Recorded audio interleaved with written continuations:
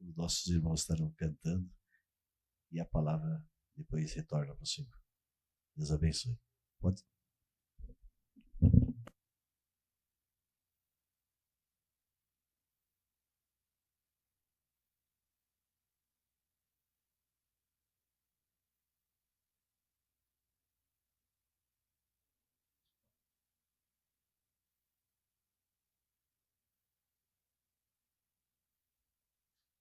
Amém? Glória a Deus. A paz do Senhor, amada igreja. É um grande prazer estar com todos vocês nessa noite. Para mim é um privilégio voltar a essa casa de oração, que para mim tenho como um berço, pois daqui iniciou-se, como bem disse o João, uma trajetória de vida, né? E estar aqui para mim é um grande privilégio. E ao ouvir aqui os louvores e até a confirmação da nossa palavra, bem exposta através da vida do presbítero João, os que confiam no Senhor são como um monte de Sião que não se abalam, mas permanecem firmes para sempre. É isso que nós almejamos, porque nós cremos num Senhor que é poderoso para nos guardar. E essa palavra que o Senhor colocou no meu coração, ela também vai fazer menção a esse tipo de confiança. Por isso eu quero convidá-los a abrir a sua Bíblia no livro de João, no capítulo de número 2.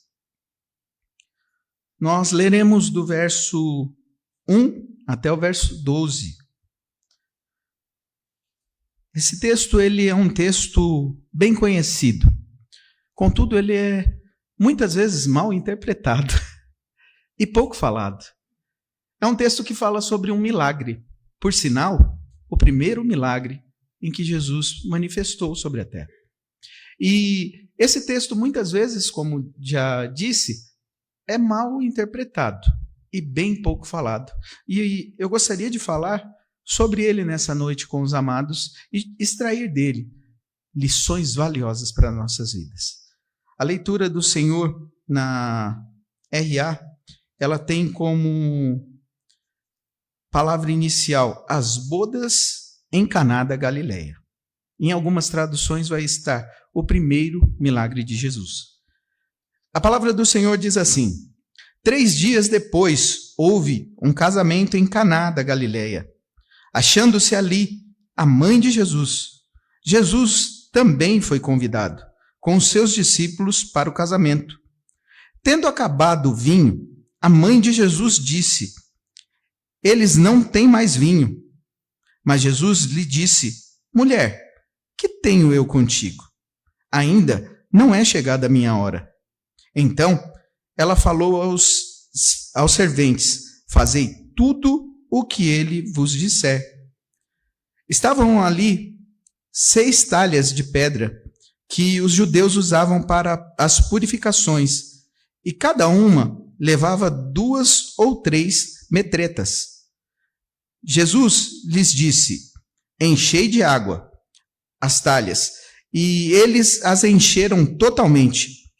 Então lhes determinou: tirai agora e levai ao mestre-sala. Eles o fizeram. Tendo o mestre-sala provado a água, transformada em vinho, não sabendo de onde viera, se bem que o sabiam os serventes que haviam tirado a água, chamou o noivo e lhe disse: todos costumam pôr primeiro o bom vinho, e quando já beberam fartamente, servem o inferior. Tu, porém, guardaste o bom vinho até agora. Com este, deu Jesus princípios aos seus sinais em Caná da Galileia. Manifestou a sua glória e os seus discípulos creram nele. Depois disso, desceu ele para Cafarnaum com sua mãe, seus irmãos e seus discípulos, e ficaram ali não muitos dias. Palavras do Senhor. Como disse, vamos fazer uma breve menção desse texto daqui a pouco. Amém?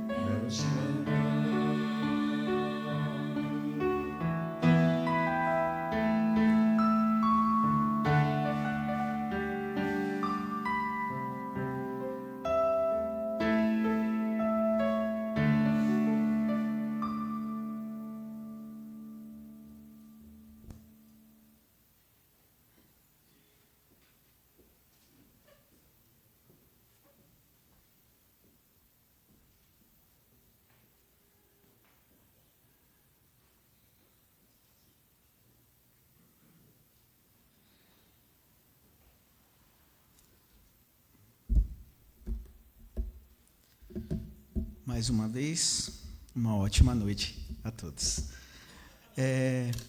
Como já havia dito um pouco antes, esse texto ao qual fiz menção é um texto muito conhecido, contudo, muitas vezes, muito mal interpretado. Quando nós pensamos em algum milagre, nós geralmente tendemos a ir logo a milagres muito grandiosos. Tendemos a olhar para a vida de Lázaro, por exemplo, que teve um milagre exuberante, talvez um dos maiores sinais que Jesus fez, ressuscitar aquele que estava morto há 4 dias. Quando não, olhamos Jesus dando vista ao cego, fazendo com que paralíticos andem. Quando João Batista pede para que pergunte se ele realmente é o Messias, a resposta de Jesus é justamente sobre sinais. Diga a ele que os mudos ouvem, os cegos veem. Então, os surdos ouvem e os cegos veem.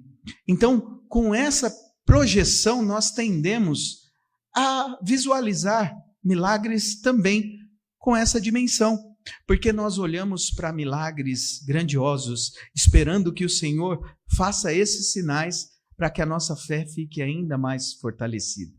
Contudo, o Senhor, ele foi brilhante ao nos deixar a menção do seu primeiro milagre. Um milagre que muitas vezes é mal compreendido por conter nele algo que muitas vezes, para o crente, algo que não coaduna, que não anda junto. A questão da bebedeira, da bebedice ou do vinho. Há muitos crentes que usam o subterfúgio de tirar a grandeza desse milagre falando, não, mas esse vinho era um vinho diferente. Ele não continha álcool. Na gana de tentar colocar sobre ele alguma purificação além do que já existe. Mas na verdade não, esse texto ele é extremamente específico. Jesus ele transforma a água em vinho. E vinho é vinho desde o princípio. Nós vemos Noé, após passar por um dilúvio, se embriagando com vinho. É o mesmo vinho. Não mudou. A fórmula é a mesma. E Jesus fez esse sinal, não porque ele queria aqui deixar para nós que o vinho é lícito, ou que o vinho deve ser bebido. Mas não, Jesus ele é pedagógico em tudo o que faz. E esse texto em especial, ele traz a nós muitas lições maravilhosas, justamente por conter em seu bojo essa ideia do vinho. Porque o vinho na nossa fé ele é representativo. Quando nós tomamos a ceia do Senhor, a palavra nos diz que nós comemos o pão e tomamos o cálice, o vinho, que é o sinal da nova aliança em Cristo Jesus. Então o vinho ele tem para nós também muita simbologia, ele carrega em si muitos sinais. Mas esse texto em particular, ele nos traz informações riquíssimas de como devemos viver uma fé madura, como devemos expressar essa fé diante de qualquer ocasião, de qualquer situação. Aqui ele vai ser completo por conter, primeiro, um sinal grandioso, depois um milagre magnífico, mas também nos apresenta muito sobre crer, sobre acreditar, sobre confiar. E a palavra do Senhor começa dizendo que havia uma data comemorativa especial acontecendo lá em Caná, na Galileia. Existia uma celebração de um casamento. E o casamento para o judeu é algo muito maravilhoso, não só para os judeus, mas também para todos nós. Ora, o casamento, quando nós pensamos nele, é uma data simbólica para as nossas vidas. O casamento, ele carrega em si várias projeções. Quando nós temos a ideia de união com aquela pessoa que nós amamos, nós projetamos uma vida inteira. E naquele dia da festa do casamento, em que nós nos unimos, Isso fica tão maravilhoso dentro de nós, porque nós imaginamos, nossa, minha vida agora vai mudar, vai ser assim, vai ser assado, e nós fazemos projeções, nós colocamos sobre essa data muitas emoções. Só que esse casamento em particular, ele carrega muitas coisas maravilhosas, que nos ensinam muitas coisas. A primeira coisa que nós podemos ver nesse texto, que é magnífico, é que havia uma festa. Mas nessa festa havia também uma pessoa ilustre. Jesus estava na festa. E aqui eu quero extrair talvez o primeiro pensamento, para que nós possamos refletir.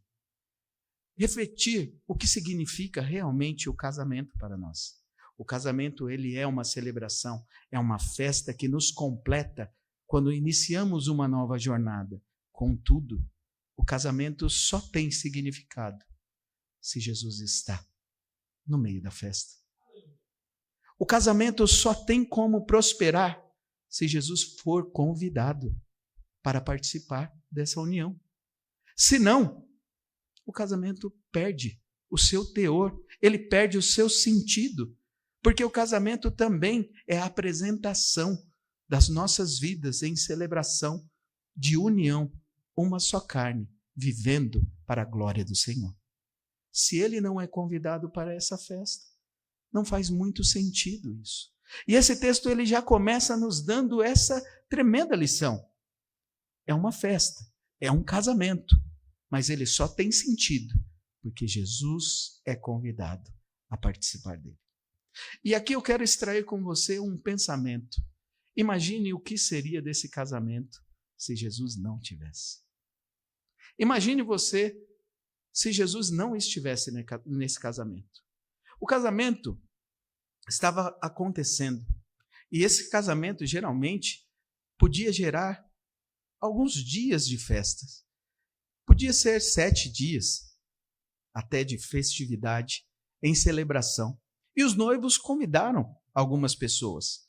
Só que eles não se prepararam para tanta gente. Foram muito mais do que aqueles que eles esperavam. E no meio da festa, acabou o vinho. E o vinho é a celebração.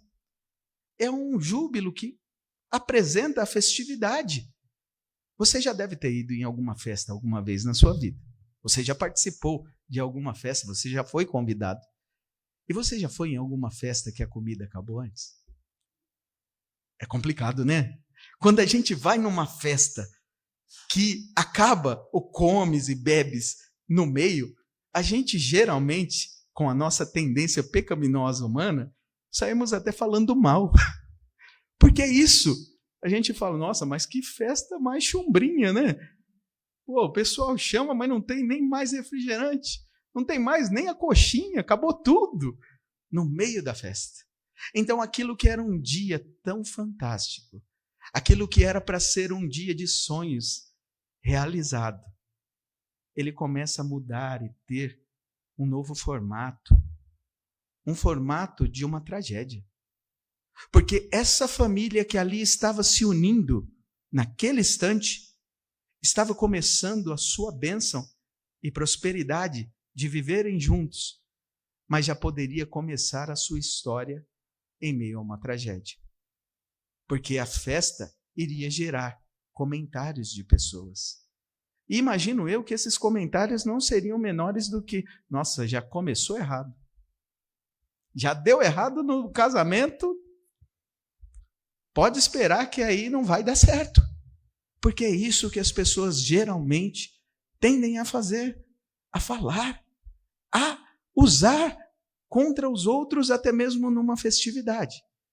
Mas, graças a Deus, porque o Filho de Deus estava na festa.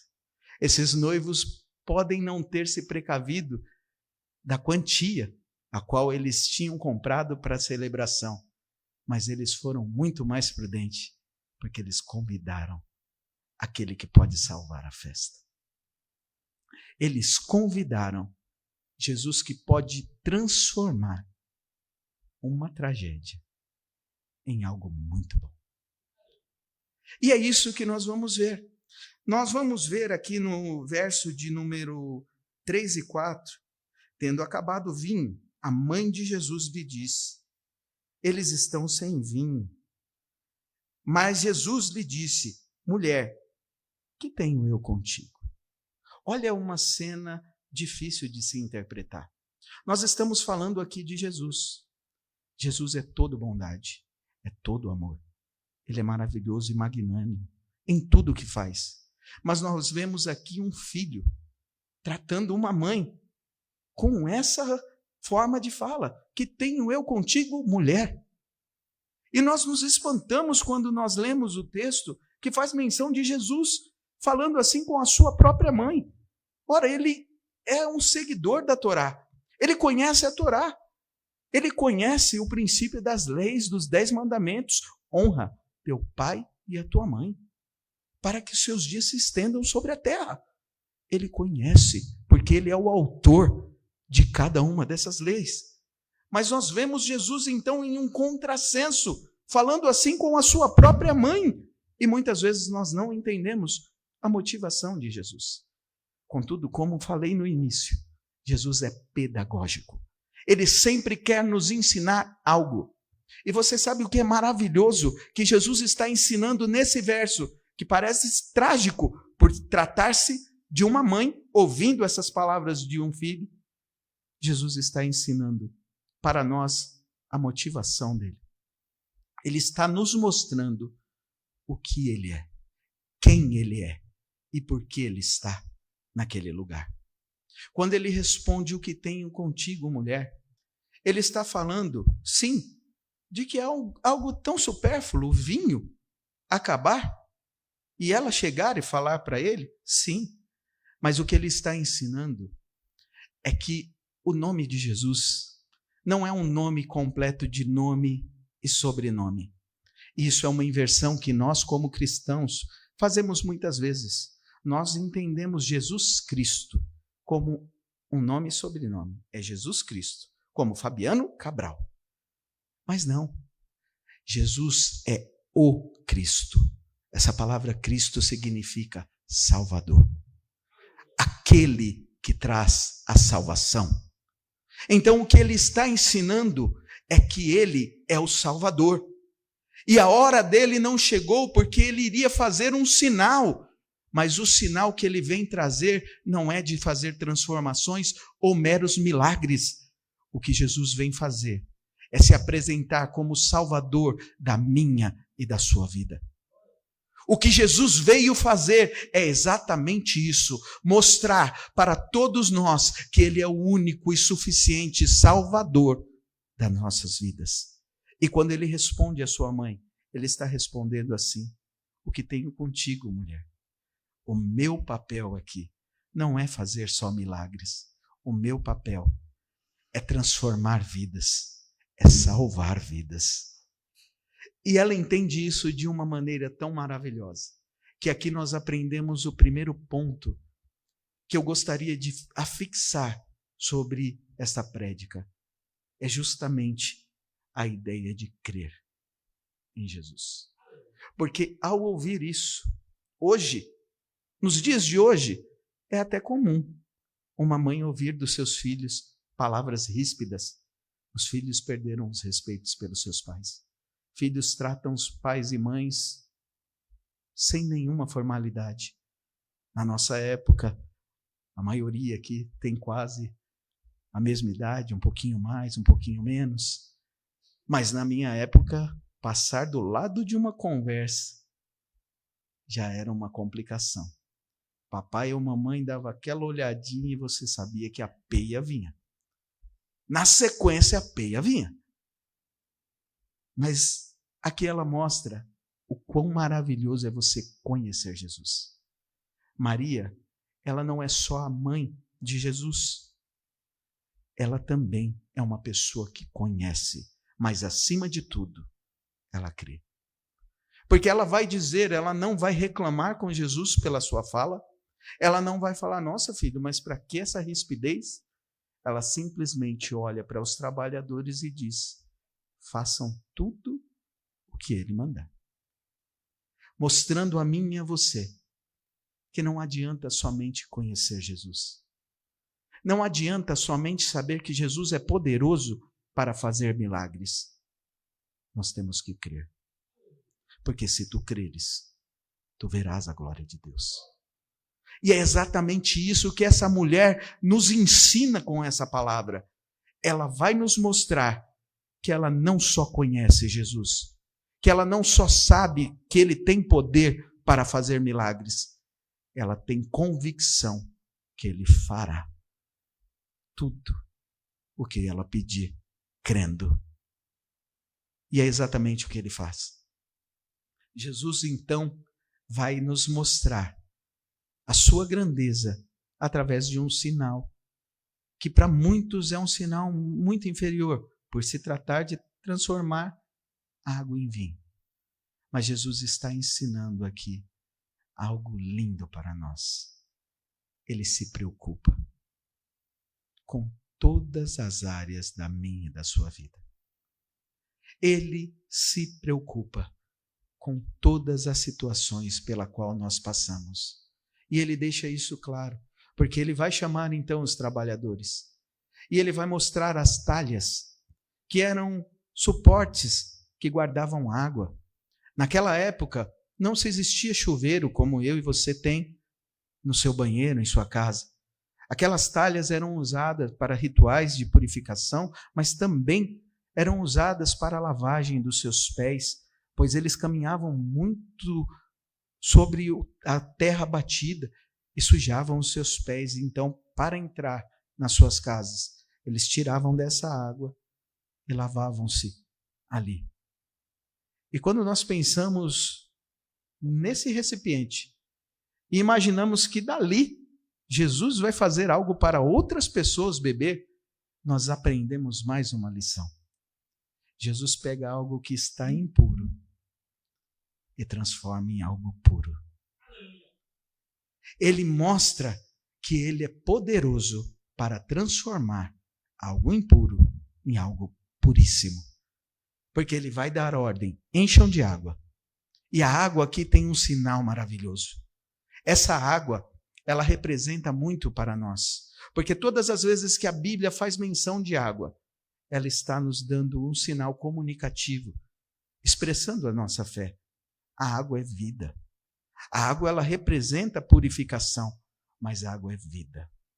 As fontes de águas vivas que jorram no nosso interior. Água é vida. E Jesus então vai mostrar aqui que ele não é só capaz de transformar algo que é trágico em algo muito bom. Jesus vai mostrar que ele vai muito além. Algo que já é bom, ele transforma em algo melhor. Olha só que coisa maravilhosa. Quando nós pensamos na nossa vida, quando nós pensamos em nossa história, eu consigo olhar a minha história e identificar esse texto. Quando olho para mim em um tubo de esgoto abandonado, no meio do mato, fumando crack e bebendo álcool de posto. E Jesus pegando essa tragédia e transformando. E fazendo este homem estar aqui hoje, comunicando a palavra do Senhor a você. É porque nós entendemos que esse Jesus é maravilhoso. Só que ele não quer só comunicar isso a você, porque isso se trata de um milagre. Ele quer mostrar para você que ele não opera somente em milagre. Ele quer mostrar para mim e para você nesta noite que ele também é capaz de mudar algo que já é bom. Talvez a sua experiência de vida não seja como a minha, trágica. Talvez você viveu em um lar cristão e foi crescendo com a palavra do Senhor, e isso tudo é muito bom. Mas eu quero te dizer que se Jesus participar da sua festa, ele é capaz de transformar também algo que já é bom em algo muito melhor. Mas você tem que crer nisso. Assim como essa mulher creu, Maria nos ensina. Ela creu, mas ela não só creu, ela foi audaciosa. Ela falou, façam tudo o que ele mandar. E esse é o ensinamento que nós temos que levar. não adianta só crer, não adianta só pedir, não adianta só acreditar no milagre. Nós também temos que fazer tudo aquilo que Jesus nos mandar. Só que isso é uma dificuldade em nossas vidas. Porque a vontade de Deus é diferente da nossa. Muitas vezes nós temos vontade de fazer coisas, mas a última palavra vem do Senhor. É Ele quem bate o martelo. É Ele quem nos dá a orientação e fala, vai. E se Ele falar, não vá, por mais que você seja teimoso e vá, você vai ver lá na frente que não vale a pena. E é por isso que nós temos que crer, mas também temos que ouvir a voz de Jesus falando em nosso coração. Só que Jesus, nesse texto, ele não nos ensina tão somente essas coisas. Jesus, ele tem a melhor situação de transformar isso, não só de uma tragédia em algo bom, mas como transformar aquilo que estava ruim em algo bom, ou aquilo que já era bom em algo melhor, mas comunicar que o que ele faz é perfeito. Porque ao fazer esse milagre, Jesus está nos mostrando que ele, sendo vida, em um momento da sua história, ele também verteria a sua própria vida em vinho, para que eu e você partilhasse da salvação por ele. E é justamente isso que ele faz nesse texto. Porque Jesus não está somente fazendo um milagre para mostrar para as pessoas que ele é poderoso.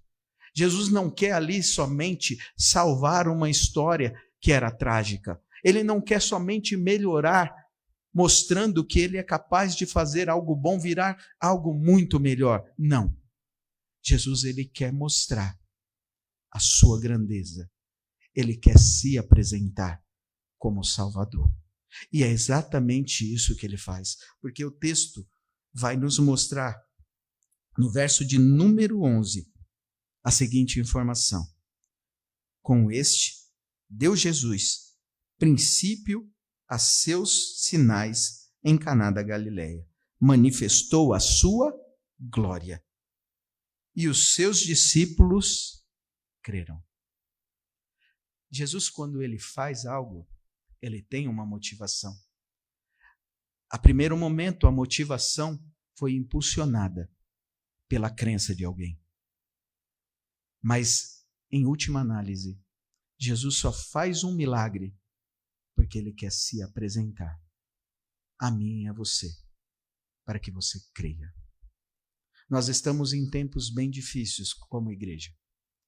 Estamos em tempos bem sombrios da nossa fé, onde pessoas vão a locais de culto buscando uma troca. Vão para dar 100 e ganhar 1000. Vão para fazer um favor a Deus para que Ele faça um bem maior para elas. Só que Jesus não veio para essa terra para isso. Jesus, ele veio por um motivo. Ele queria se apresentar como Filho de Deus. E ele queria mostrar para você, para mim, que nós tínhamos um destino preparado por conta do nosso pecado. Essa informação nós extraímos em Romanos 6. O salário do pecado é a morte. E o destino de cada um de nós era exatamente esse. Mas Jesus, quando ele vem para fazer parte da minha e da sua festa. Só que para isso ele tem que ser convidado. E quando ele é convidado a participar da nossa festa, essa festa da nossa vida, ele é capaz de transformar tragédias em coisas boas e transformar ainda mais a sua vida, que já é boa, em algo muito melhor. E a única motivação que ele tem para isso é se apresentar para mim e para você como Deus suficiente, meu e seu Salvador. É isso que Jesus quer fazer nessa noite com você. É isso que Jesus quer fazer na sua história. Eu não sei como você está nesta noite, neste lugar. Eu não sei como está a sua história de vida. Eu não sei como você chegou nesse ambiente nessa noite. Eu não sei se você está como essas pessoas nessa festa, em que no meio de uma festa que parecia que tudo ia bem, de repente, tudo se transformou em uma grande tragédia. Está sendo anunciada.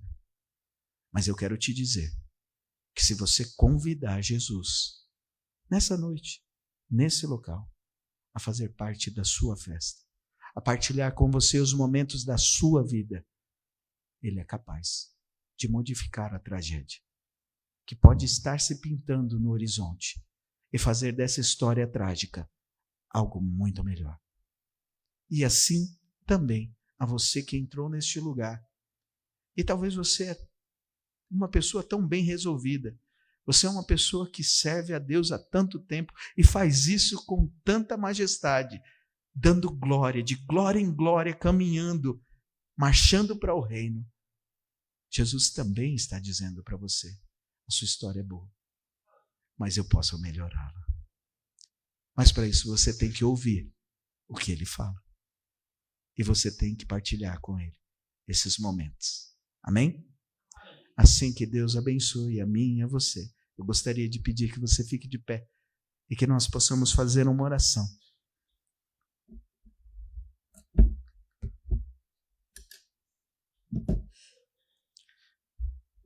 Eu não sei como está a sua história nessa noite. Eu sei que há um Deus neste lugar. E eu não sei se você já fez esse convite para esse Deus participar da sua história. Mas eu quero te dizer que o salmista nos ensina que esse Deus ele é tão maravilhoso e tão misericordioso que Ele inclina os ouvidos para ouvir o seu clamor. Você tem a oportunidade hoje de fazer desse culto não só um momentinho, não só mais um culto em que você participa, mas fazer uma mudança na sua jornada e na sua trajetória. Crendo que Jesus não é só um Jesus de milagre, mas Ele é um Jesus que precisa caminhar com você em todos os momentos. Então você pode convidá-lo. Ele vai te ouvir e Ele vai caminhar com você. Amém? Grandioso Deus e Pai maravilhoso, Senhor e Rei celestial. Pai, nesta noite, Senhor, nós estamos aqui diante da Tua grandeza, do Teu poder e da Tua majestade. Somos gratos, Senhor, porque o Senhor nos amou primeiro. Porque o Senhor, meu Pai, nos encontrou em momentos em que nossa vida parecia que a tragédia estava sendo anunciada e que tudo iria ser uma vergonha. Mas o Senhor, meu Pai, com a Tua grandeza, ao fazer parte da nossa história, mudou tudo isso. E nós rendemos graça por isso, Pai. Nós te agradecemos, Senhor, porque o Senhor também tem todo o poder para melhorar a nossa história. Às vezes, Senhor, nós estamos vivendo uma vida feliz e contigo, mas nós sabemos, Senhor, que não é só a nossa vida que o Senhor veio salvar. A Tua promessa, meu Pai, é para mim e a minha casa. E eu tenho, meu Pai, familiares que ainda não celebram essa festa com o Senhor, Pai. E eu quero pedir ao Senhor neste momento que o Senhor faça parte também, meu Pai, da vida de cada um deles, Pai. Porque a Tua palavra nos promete isso. Sou eu e a minha casa, Pai. Muitas vezes, Senhor, nós como cristãos nos preocupamos tanto, Pai, em buscar as pessoas que estão ali fora na rua, Pai, e esquecemos os que estão mais próximos. E tem tantos, Pai, da minha família que precisam chegar aos pés da cruz. Eu quero te pedir, Senhor, que o Senhor transforme as vidas deles, Pai, assim como o Senhor fez com a minha vida. Busca eles, Senhor, e faz parte dessa festa. Eu quero, Senhor, te pedir que o Senhor participe com eles deste momento de vida. Muda, Senhor, e transforma aquilo que é trágico em uma coisa boa. e aquilo que é bom em algo bem melhor, porque o Senhor é capaz, Senhor. Mas nos instrui também, Senhor, como comunidade de fé, como filhos do teu reino, gerados pelo teu Espírito Santo, a ouvir, meu Pai, o que o Espírito diz à igreja. Senhor, o Senhor tem falado em nossos corações. E o Senhor tem mostrado, Pai, o tamanho do teu poder para fazer coisas tão grandiosas. Mas muitas vezes, Senhor, nós estamos andando com os ouvidos mocos, Pai. Não estamos ouvindo a sua voz, meu Pai. Não estamos dando atenção ao que o Senhor tem nos dito.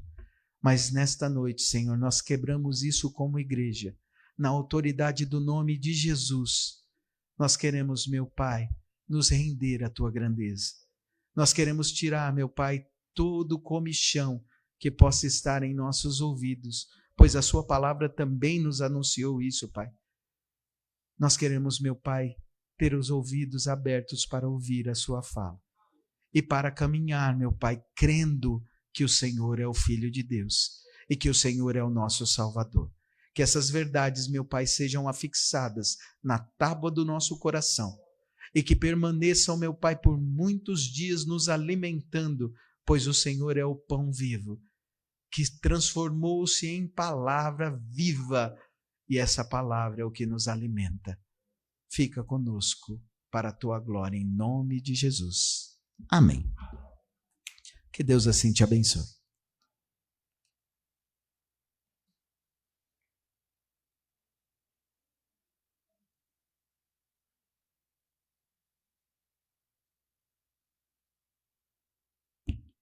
Chamar o grupo de louvor.